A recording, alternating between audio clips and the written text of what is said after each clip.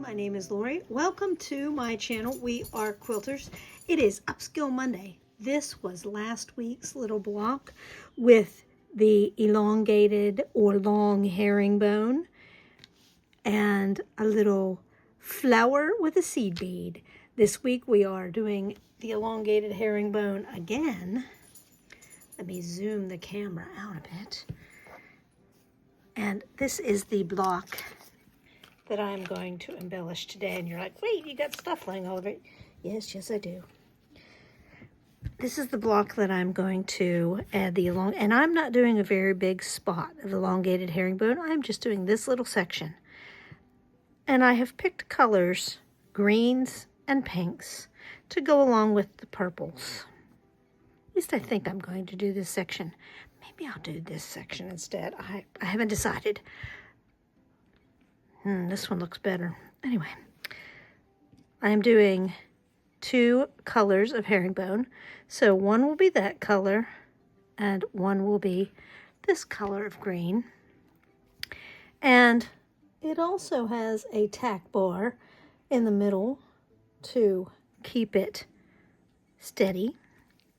And it has some other little straight stitches that I will do in pink. So it sort of mirrors this pink. And of course, there will be beads. You knew it was coming. Don't be surprised. Let me get some things and we will get started. Bunny has arrived in just the nick of time to help with taping. She's looking out the window at the moment, trying to look like she's not getting into trouble. But you can see where her feet are. I do love the honey bunny, but she is such a just like the last few videos. I am going to mark, and since this is convenient, I'm going to use it. I am going to work on the bubble side, on the bubble fabric. I am using a Frixion pen. It's always good to test a Frixion pen. My theory here is this was scrap to begin with, and I'm going to mark every ½ an inch, a registration mark. Like I said, it's good to test before you start doing this if it is something very, very important. If I mess this up, here's my thought. It was scrap to begin with. I'm going to cover it up with a piece of ribbon or lace. Kind of like this, but different. So this is where I'm starting. And I need to get my needle and thread ready to go. I think I will start with this scrappy piece of green. It's always great when thread pulls apart like it's supposed to. Doesn't always though. This is one of the biggest game changers for me, was someone showed me how to, and I had been sewing for, probably 40 years. And someone showed me that. Game changer. Makes it so you can thread almost any needle. At any rate, I'm starting a little bit above, going down so I can make my tack stitch. And you remember how quickly this went last week because it is such a nice large stitch. My only warning is don't pull your stitches. Oh, there's a dog hair. Imagine that.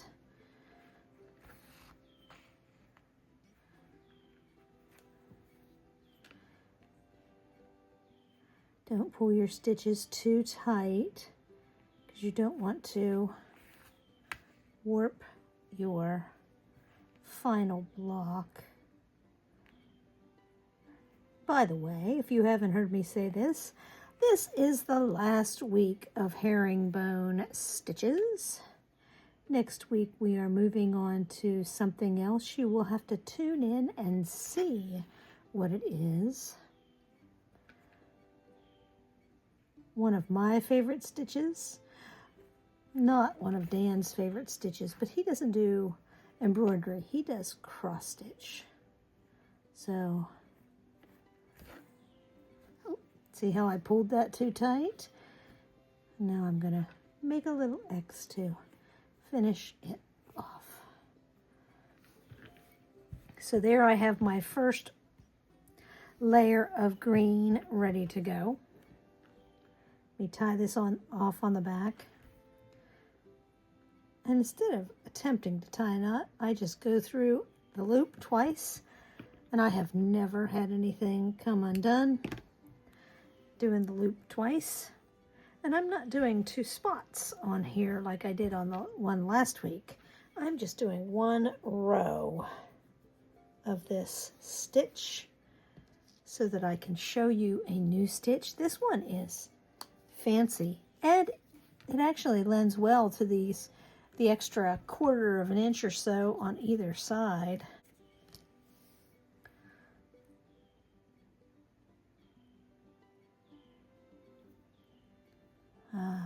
I love this. I'm going to call it Celadon green, or dusty green.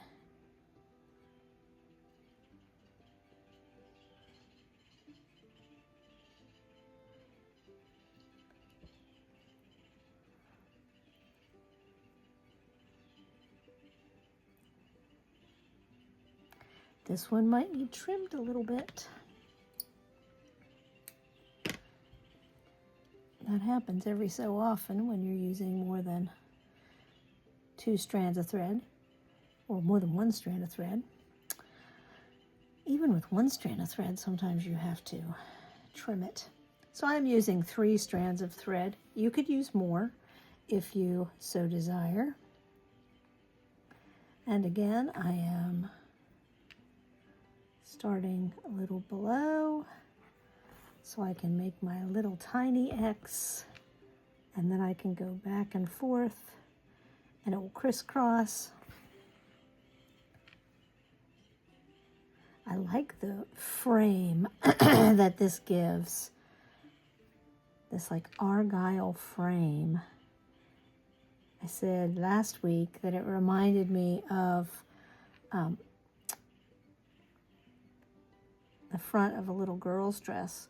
Well, at this stage, it reminds me of argyle socks. I had a pair of pink wild argyle socks. I might still have those, that I used to wear in the winter. They were fuzzy knee socks. And I think men still wear argyle socks.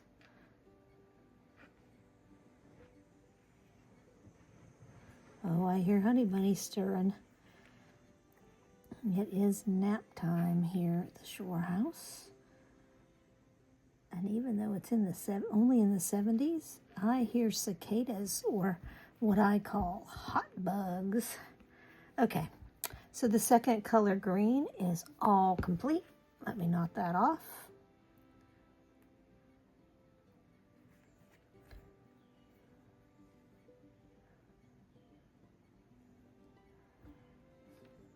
And this is going very quickly today because it's so short and it's only 1 piece.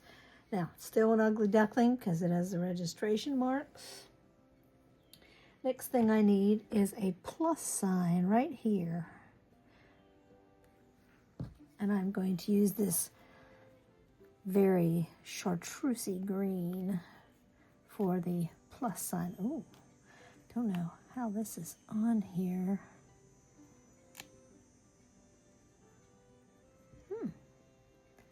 Oh, there we go. 3 layers. And because I'm not doing last week, when I did 4 layers and they crossed over to make a 8-sided little flower, I cut it down to 2 strands because I wanted it not to have so much bulk. Well, this week I don't care if it has bulk, so I am doing 3 strands. Just like I did last week. So this stitch is just a plus over the big crossing X. And it's a good size plus, but it will hold that down and stabilize that just a wee bit. So there it is. That's all there is to this stitch.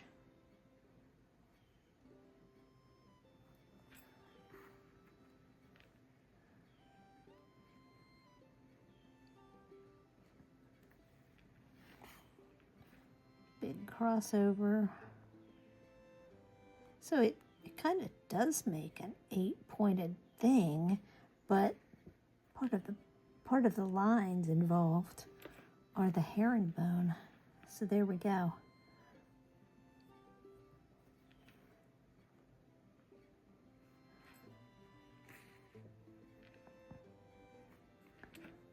This is not all of the stitching. Let me put this on speed stitch for just a moment.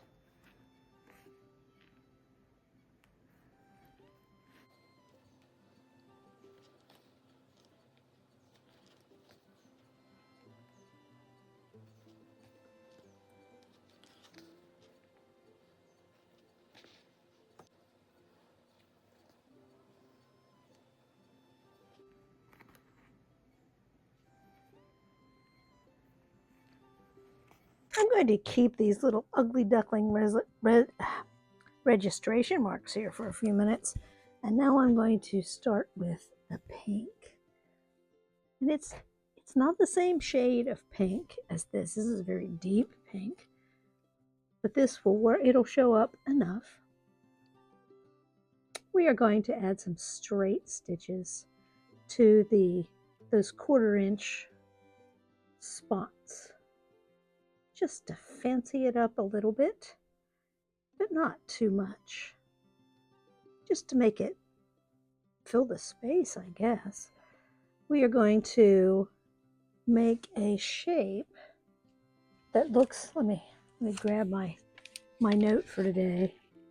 It's going to have a V, a line, and another V. It'll look like this on top of each one of the herringbone spots down through there.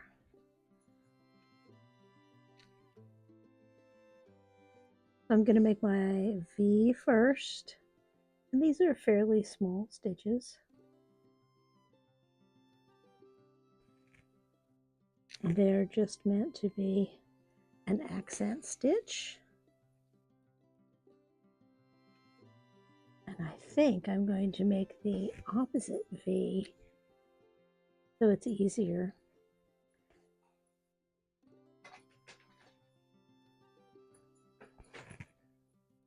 And then I'm going to make the straight stitch down through, or up through from one V to the other. Oops. That way I can use those same holes. And there we have that arrow stitch. Let me make another one, just so I can practice. First one's usually not my best. So I'm treating the top of that herringbone like it's a cradle.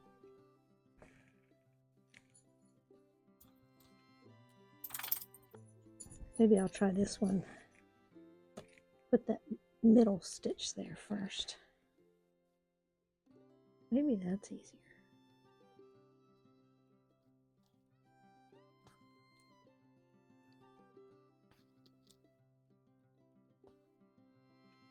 There we go. Let me put this on speed stitch and get some work done.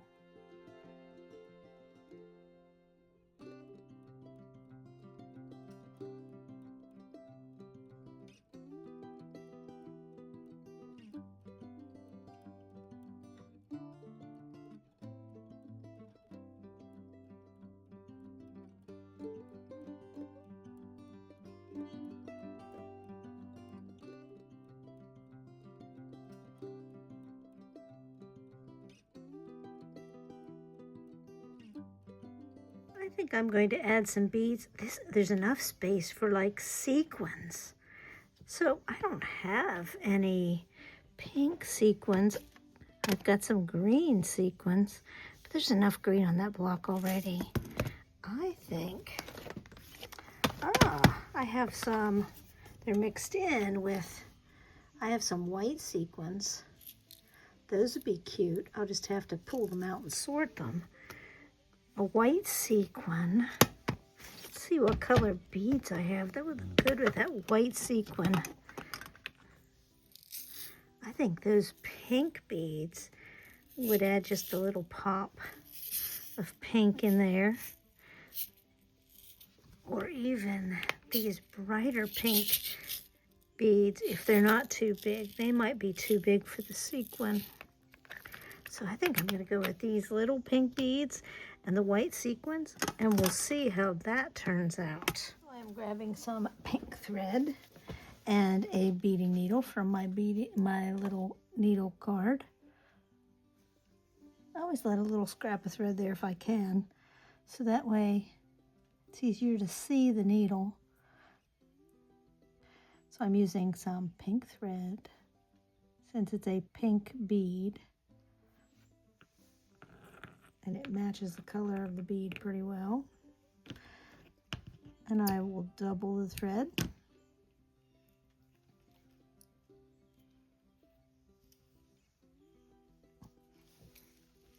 And I need my little, I especially need my little bead tray here because I'm picking out just white ones. And here I think I'm going to pick out the, you see that there's a variety of pinks. I think I'm going to pick out the darker pinks. So let me do a sequin. Remember how we do sequins? You put your needle up through the sequin. And you add the bead.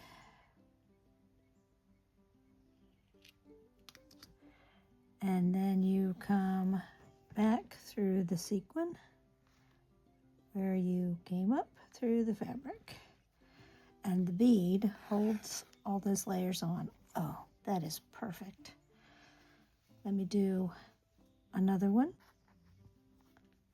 So I like the way that looks.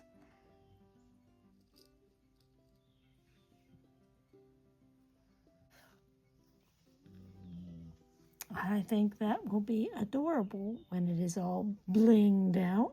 So I'm going to add sequins of beads here, here, and here on the 4 parts of the plus for every flower. That's my thought right now. I hope you have enjoyed this episode, the last episode of the herringbone stitch. Next week, something new. See you on Wednesday for A Study in Scarlet, the last episode of that block. And then I will see you again on Friday for Blabfest. Hope you enjoyed. See you later.